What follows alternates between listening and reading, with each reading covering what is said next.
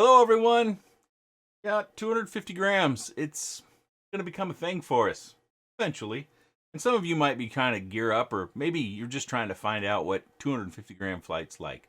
Well, today I've got something that, well, you've seen the thumbnail. It's the TomoQuads Predator X4.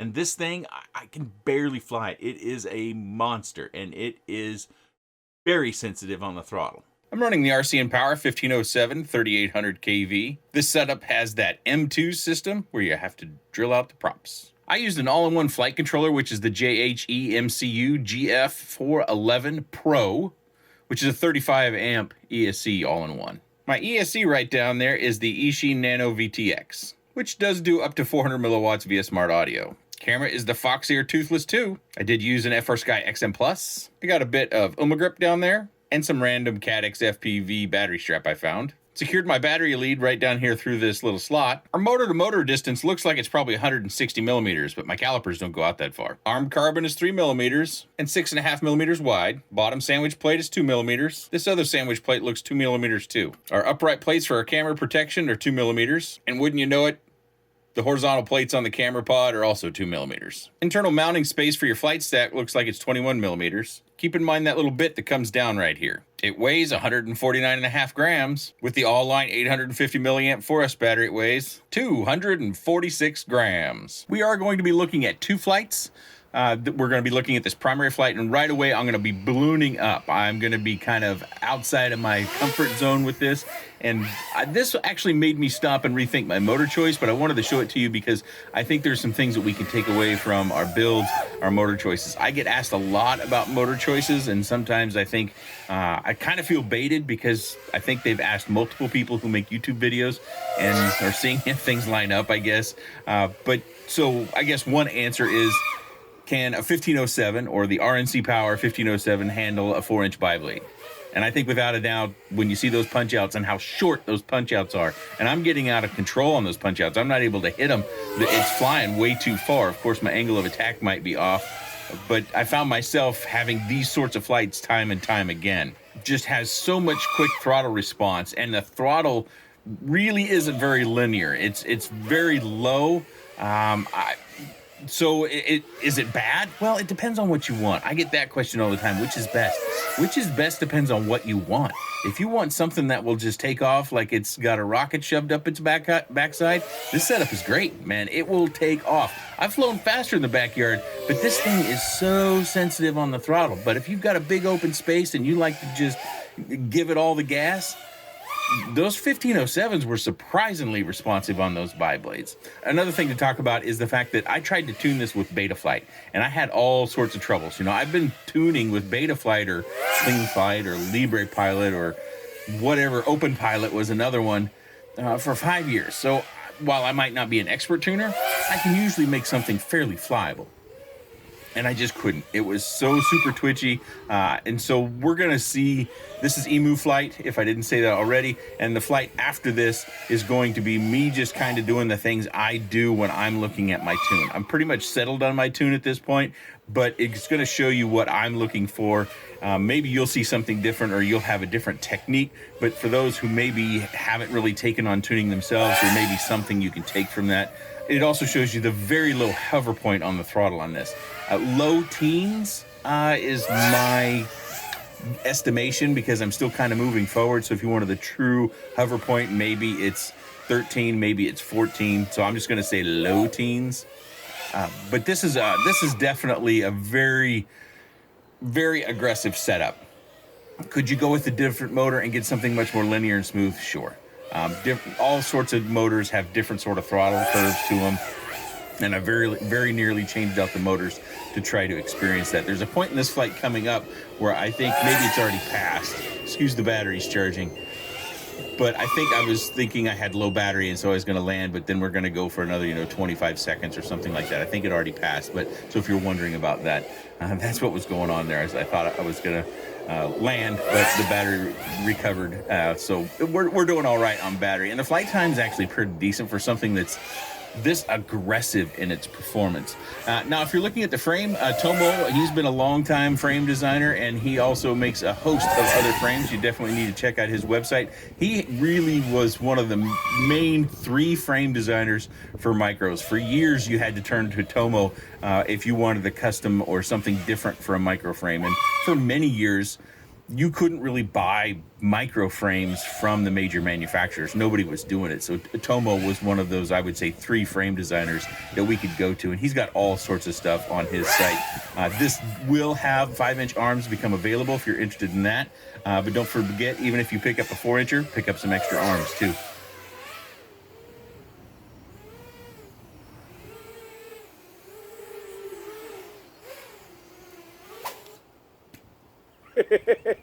Bounce. Ooh, jeez, that thing's a monster.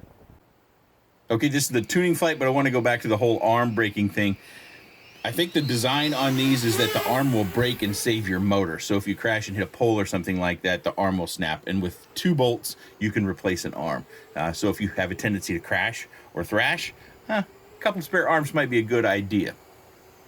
So this is just that hover point I'm trying to show a little bit. So maybe it's 15, maybe it's 13, but you get the idea. It hovers at a very, very low throttle. I changed my hand position on my radio so that I could stay down there a little bit easier.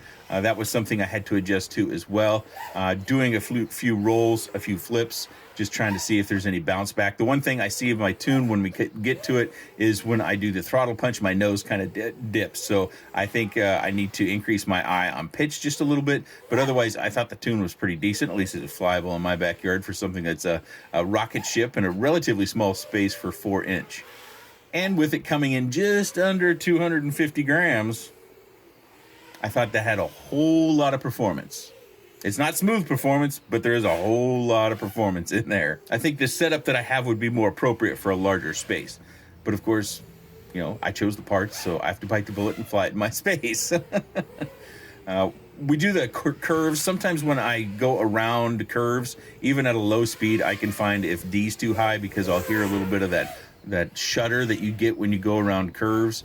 I can pick that up in just about any flight, but that's just one of the things that I do that you might not necessarily see is curves at speed. If you've got too high a D, you'll get a little bit of that oscillation or a little bit of that warbling sound that could bother you a little bit and throw off the tune. But I'm doing a throttle pumping, and you'll see my nose kind of dipping a little bit on that. So I think my eye might be a touch low on pitch. Something I could correct, but really for my flight style, I didn't notice it when I was regular flying. I'm noticing it when I'm looking at it like this.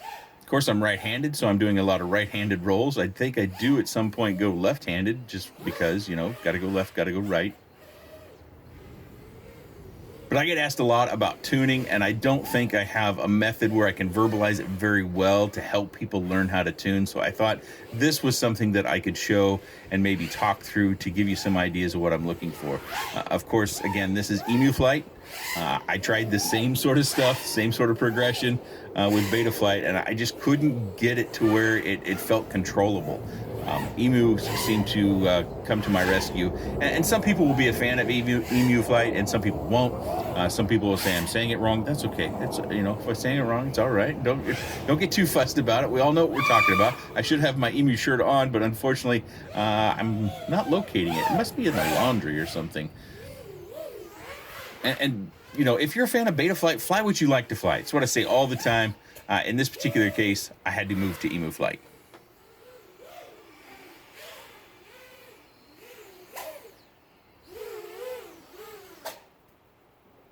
So I've got this little kit out, and that's how you drill out the bits. They've got a video on their website, so I'm not going to go into great detail, but we start with this piece. We put it down here where we don't have any screw holes in this little flat bell piece, and then you put your prop on over the top of this, and then you take this little piece here, and you put it on top. It's not going to sit up there because I don't have the prop on, but you'd set this on top. See how it's got that center hole? You put that on the top, and then you put your screws down, and then you pull this piece out. So now you've got your propeller and these pieces assembled on top.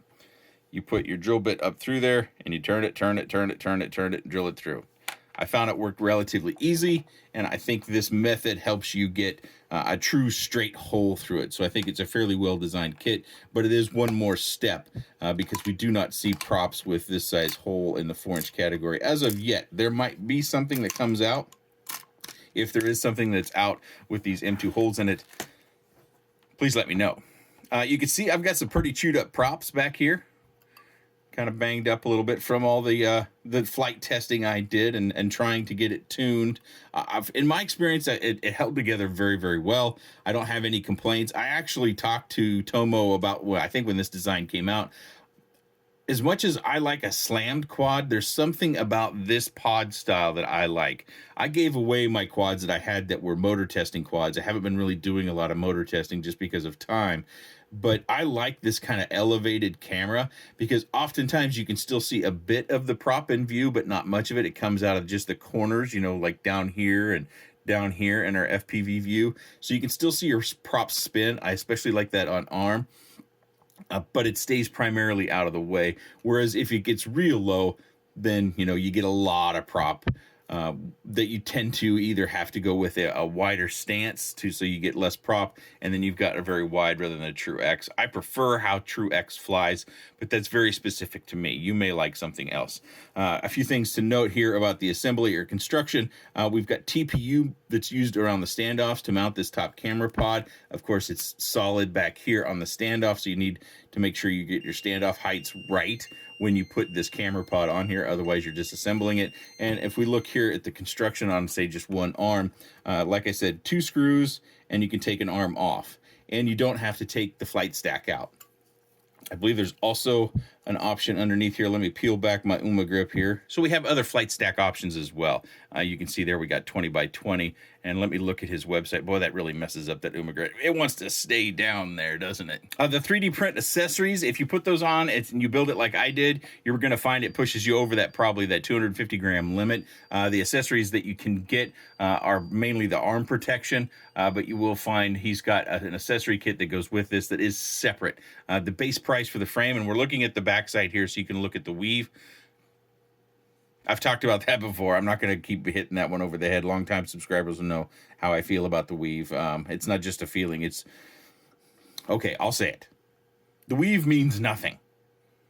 From the people that I know that know carbon fiber that I've talked to about it, the weave is wallpaper for the layers. It can run any which way, and we don't know which way the layers are running. But we can always check stiffness. Let's do that. So this one is, here, let me get my thumbs like this. This one is really stiff. I don't know if you could tell, but you know, when I have to strain, I get a little bit of that jitter there. This is a really stiff carbon, and that should hold together quite well. We do have motor protection that comes out a fair distance, and then we have a hole in it. So it probably won't be as durable if you're flying bandos and you're hitting those pretty hard, but it is there. You know, I can't tell you about the durability. It looks like a pretty good chunk of carbon fiber that does, you know, make up that spur that comes out.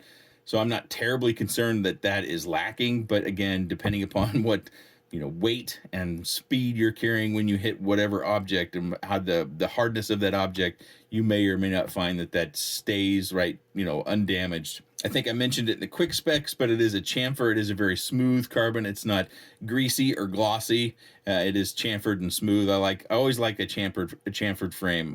There's something about the touch and the feel. Let me know down in the comment section if you feel the same way. Always makes me feel like my quad's just a bit sexier when it has that chamfered smooth carbon that's not greasy on my fingers. But yeah, the combination of some pretty grunty motors on a 4-inch bi-blade on skinny arms. Whew. I had troubles flying it. I had troubles with my confidence in trying to fly it. It's a beast. So if you like the frame or you like anything you saw, there are links down in the video description to help you build your own if you want to, like this. And if you have any comments, questions, suggestions, or otherwise, please let me know in that section down below. I appreciate your time. And thanks for watching.